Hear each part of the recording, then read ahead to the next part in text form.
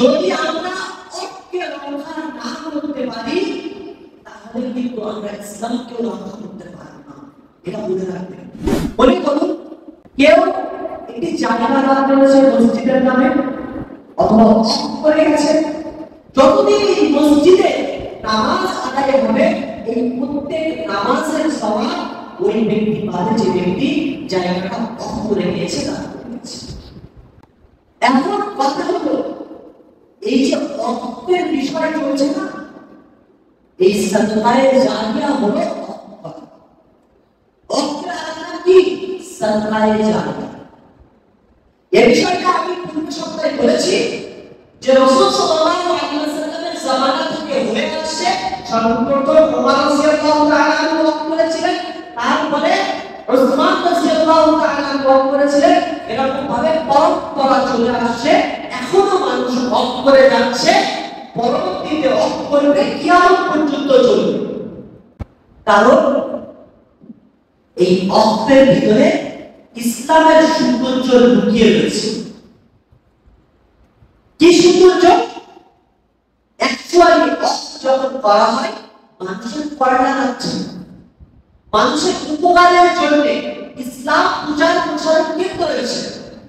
প্রত্যেক মসজিদ, মাদ্রাসা, প্রত্যেক খানকা, প্রত্যেক কবরস্থান, প্রত্যেক দরবার, তারপরে প্রত্যেক মাজার, কথা বলা যায় ইসলামিক প্রতিষ্ঠান আছে, সব কিছু কিন্তু ওয়াক্তের সম্পত্তি।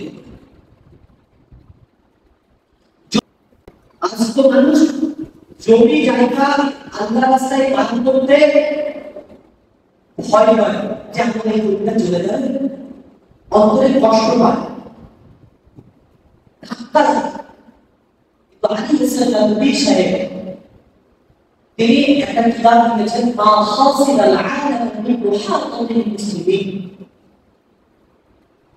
এর অর্থ হলো, কিতাবের নামের অর্থ হলো যে মুসলমানদের পথে বিশ্বের কি ক্ষতি।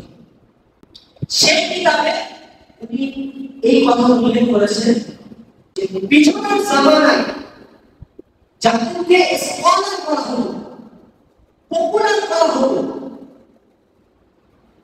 তারা হলো সব থেকে বেশি সম্পত্তির অধিকারী। কথা বলতে পারবেন, যারা সব থেকে বেশি জমি বা সম্পত্তি অর্জন তাদেরকে স্কলার বলে মানা হয়, তাদেরকে কি বিশেষ ব্যক্তি হিসেবে আখ্যায়িত করা। কেন? তখন এটাই দেখা হলো যে মানুষের কল্যাণার্থে কারা আছে, মানুষের উপকারের জন্য কারা আছে, তখন এইটা যে ব্যক্তির দ্বারাই সব থেকে বেশি মানুষ মুসলমানরা ইসলাম উপকৃত হচ্ছে ওই ব্যক্তিকেই স্কলার বলা হয়। আর এখন তার উল্টো হয়ে গেছে, এখন যে সব থেকে বেশি লুটতে পারে তাকে স্কলার বলা হয়।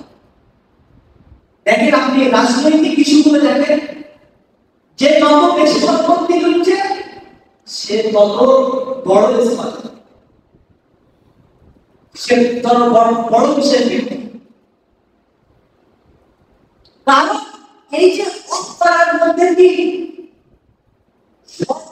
ইসলামের সৌন্দর্য লুকিয়ে রয়েছে, সেই জন্য এই অসম্পত্তি আমাদের যেমন করে রক্ষা করতে হবে।